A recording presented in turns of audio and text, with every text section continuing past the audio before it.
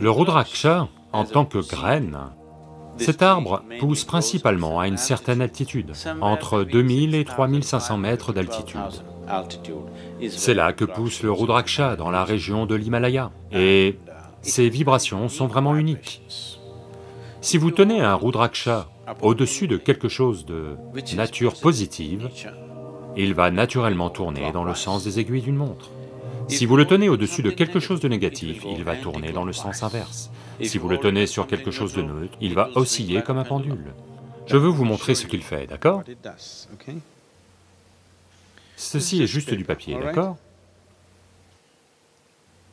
Vous avez entendu parler du Rudraksh tournant dans le sens horaire ou anti-horaire, d'accord? Vous devez me dire dans quel sens il tourne.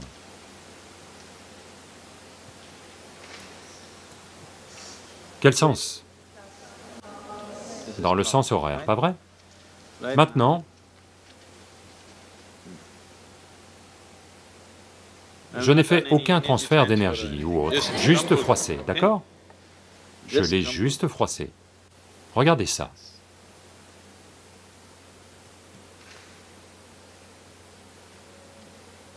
Qu'en est-il? Donc, je ne sais pas s'ils vous l'ont dit, je suis sûr que vos parents ont dû vous le dire. Tes vêtements doivent être pliés et rangés comme il faut, tes draps doivent être pliés et rangés comme il faut. Ceci est la différence que ça fait dans votre vie. Dans ce pays, on nous a toujours dit, après t'être levé le matin, si tu ne plies pas tes draps, des diables vont venir danser dessus, des démons vont venir danser dessus. Et ensuite, en allant te coucher le soir, dans ce genre de drap, ça va affecter ta vie. Et ceci est juste une façon dialectique de l'exprimer, et c'est vrai. Ce qu'on appelle un diable ou un démon est une forme de vie négative. Ce qu'on appelle le divin est une forme de vie positive. Ce qui vous soutient, ce qui vous enrichit est divin. Ce qui vous affecte de manière négative est un démon. Donc rien que ce papier, rien que si vous le froissez, il attire la forme négative de l'énergie. Si vous le pliez comme il faut, il devient positif. C'est pour ça qu'absolument tout, comment la maison doit être ou placer quoi, je ne sais pas, ces jours-ci, tout ça disparaît, on se fie à l'esthétique moderne. Autrement, si ma grand-mère était là, tout, ou chaque chose doit être, tout, doit être d'une certaine manière. À la maison, en y entrant probablement, si votre mère vient d'une maison traditionnelle, si vous entrez dans la cuisine, le sel et le tamarin sont toujours conservés ensemble, jamais séparément. Vous savez ça? Est-ce le cas, toujours maintenu? Oui, parce que toute cette conscience, malheureusement, n'est plus qu'une tradition.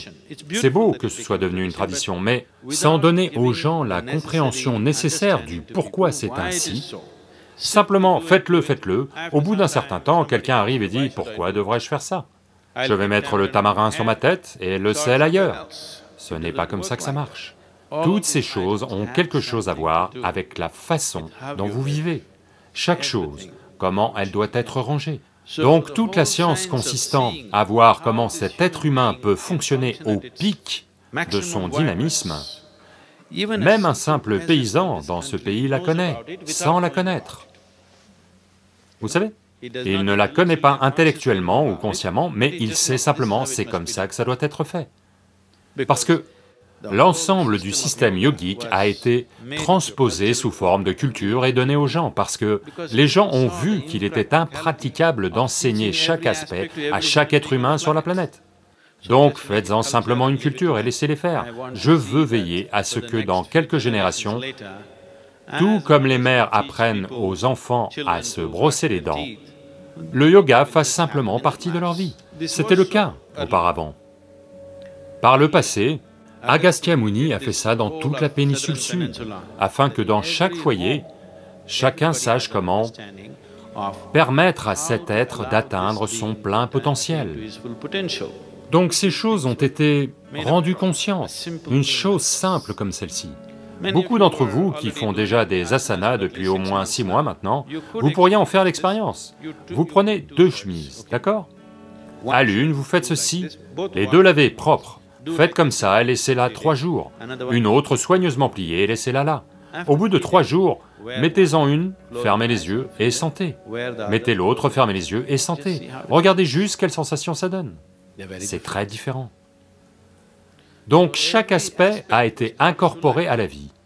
Donc ce que vous voyez comme cette culture, parce que ceci est une terre sans Dieu, c'est une terre sans religion, c'est juste une certaine science, transmise sous forme de culture. Du fait de diverses distorsions, cette science est devenue complètement déformée. La rétablir n'est pas facile dans l'ensemble de la société. On veut la rétablir chez au moins quelques personnes, en espérant qu'elles seront capables de la communiquer au reste de la société à un certain moment à l'avenir. Si on produit 1 millier de personnes qui véritablement perçoivent, comprennent et vivent de cette façon, je suis sûr que ce millier de personnes peuvent la transmettre à 1 million de gens. Ce million de gens peut la transmettre à bien plus de gens. Et il se pourrait qu'ils produisent encore bien plus de gens capables de recevoir cela, et des choses pourraient avoir lieu.